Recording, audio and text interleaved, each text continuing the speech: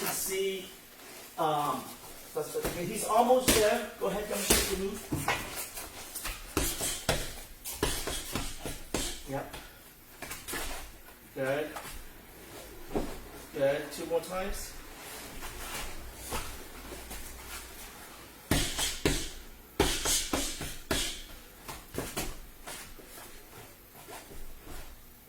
Okay, watch how high he's going. He's going too high. If he goes too high, his hip is going to engage the elbow joint too high. Yes. So do it again. Not bad. All right. Okay. Everyone got to see it? Okay, now I'm going to demonstrate again. Okay, so as a teacher, you let the students make mistakes. That way when you show the move, they're more hungry for that knowledge. Okay? So we're doing the move. We're going to cheat by turning that triangle. So here's the thing. We want to glide in, but the problem is that if we glide in with our foot upright, the height is too high. So what we're going to do is we're going to cheat by cutting the angle. See this? So that's the foot I have to do that. Right? Because if we go like this, I'm a short guy, so it's not that high, but Charlie is going to end up squatting, and then what happened is you're going to end up, see his elbow joint? It's going to be too high. So you cheat by collapsing that structure. Does that help you a little bit? And then I have to that, like the triangle, the direction of the triangle, that's the same direction that foot is pointing at. Okay. Cheat. Yeah, that's okay. Let me demonstrate on a real person that way you can see it better. It's more realistic. Okay, come a little bit more with it because I'm recording. Okay, so I want you to see it from this angle. Okay.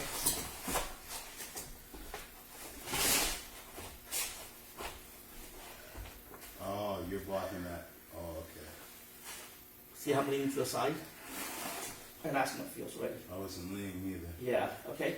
So on the day of the fight, you can do the slow version, which is ground and pound, drag, come through here, push the head into armbar. That's the slow version. But let's just say you're fighting, there's 10 seconds left, he's super explosive. If he is going at 100 miles per hour and you're going at 20, you're not going to keep up. So you need to be, as an athlete, to keep up with him. If he's slow, he's like ground and pound, he doesn't know how to escape, you can do the slow version. Okay, so back up just a little bit. This way. Okay, yeah, perfect. Okay, so now we're going to do it fast. We're going to ground and pound. He buckles. Go ahead, buckle. Look, I slide into him. Look at that. See that? And look at this. Obviously, do a better job than because I have a bad knee. But so what happened when he bumped up? I literally slid into him. Yes. When you finish, do you lock your feet together? Sometime. So right here. The reason why we lock is we just want to make sure we pull this elbow across. But you don't have to do it all the time. Remember, it's like a checklist of things to do, dot your I, cross your T. You don't have to dot your I, cross your T all the time. But you just have to be aware of why it's being done. Do you get what I'm saying? Okay, so what just happened when he buckled? Okay, so he buckled. Notice I didn't slide with him, so I get caught off guard, right? So let's go back 2 steps. I ground and pound and he buckled. Look at this. As he resettle, I'm sitting. Ask how it feels. That's my elbow right there. I don't have to fall back because we still have what? The driver and the opposite motion.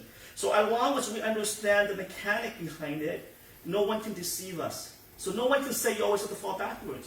As long as I have a mechanism to drive forward and an opposing mechanism, I can do this armbar from anywhere. Ask how it feels. I can do it from what?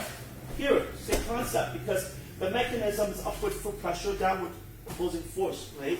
But does that help you a little bit? Yeah. Because this is very important, because you're going to be fighting against another athletic guy. You're grounding him, he's like jerking you off. And later on, you're going to do arm bars from the head pointing down, arm bars falling across, arm bars spinning, and you're just going to be doing arm bars from everywhere. It's going to be like, no, it's going to be beautiful. Watch Ronda Rousey. Okay. Okay, then now you saw the little mistake you did? Yeah. Okay. So, yeah, I got it. Oh, you can quickly show me what you. Can you guys help him out? Show him what he did wrong. Oh, don't block the camera. So when I come here, Not bad. That's bad. yeah. I didn't lean though. Yeah, I one forgot more to time. make sure when you pivot too, make sure you're clamping that foot. Oh, the foot that like I turn out. Yeah, you gotta like Tap the shoulder. flank the shoulder. Yeah. So it's called S mount.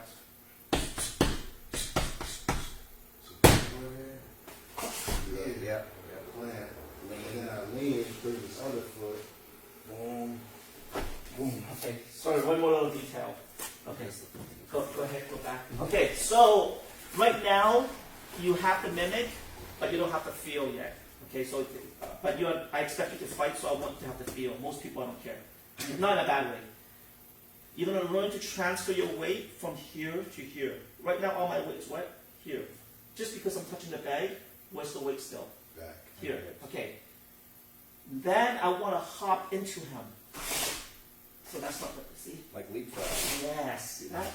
Notice I'm almost hyperextending my elbow, so be careful. See that? Then what you're going to do is as you turn, just collapse into it. See that? Then you're going to learn to bite down. Come around. Now watch the tombstone. Salute. Salute. Come around. Reorientate. Okay, so when you were doing it, I didn't feel that floating hip or the leapfrog. So I call it the floating hip. See how my hip floats into him? Okay, and then we're going to cheat by cutting that angle. See that? So level 1 skills here and then collapse. But you might get your foot stuck and you might hurt yourself on the day of the fight. So it's important to float up a little bit and just slide in. So there's not much space when you slide. Just the right amount. Yes. Just to slide. We just want to get our hip from here to here. Okay. Right? So we're transferring our body, our mass. So once again, we talk about manipulating time and space. In this case, we're manipulating our space to control his arm. You know what I'm saying? And then as you get better, the highest level is what? He buckles you. Yeah, you slide down. Yes, so level 1 skills, he lay flat and you slide into him. Level 2 skills, he creates the slide. You don't get to decide when to slide. You have to slide when he creates that sliding motion. So if I was a coach, I would level 1 skill where you get to decide when to hop. Level 2 skills, he just come up. You have to do it.